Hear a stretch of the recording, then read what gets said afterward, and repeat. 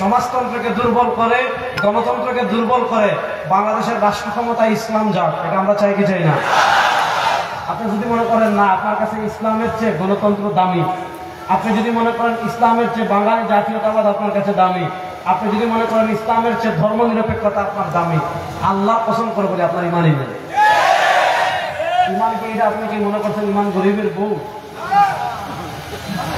আমাদের কাছে সবচেয়ে বড় ইসলাম। বলেন আমাদের কাছে সবচেয়ে বড় কি? এই 100 বছর মুসলমান মার দিবে। গত 100 বছর মুসলমান পরাজিত হয়েছে, আর এই 100 বছর মুসলমানদের বিজয় পৃথিবীর কেউ দাবায় রাখতে পারবে না।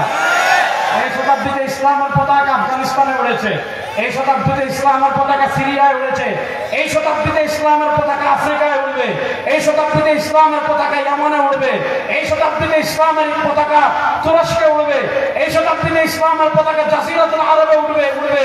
সময় বেশি দিন নয়, কিছুদিনের ভিতর বাংলাদেশে ইসলামের পতাকা উড়বে।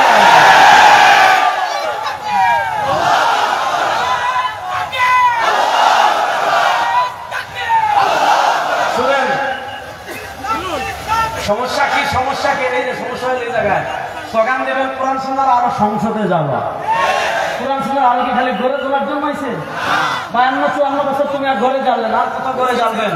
গড়ে জ্বাললে চুরি বন্ধ করতে পারবেন না, দুর্নীতি বন্ধ করতে পারবেন না, টাকা পাচার বন্ধ করতে পারবেন না, খুন বন্ধ করতে পারবেন না, চাঁদাবাজি বন্ধ করতে পারবেন না, টেন্ডারবাজি বন্ধ করতে পারবেন না, ধর্ষণ বন্ধ করতে পারবেন না, সবকে আবার পছন্দ করে বলি মানব রচিত তন্ত্রমন্ত্র দিয়ে পারবেন না।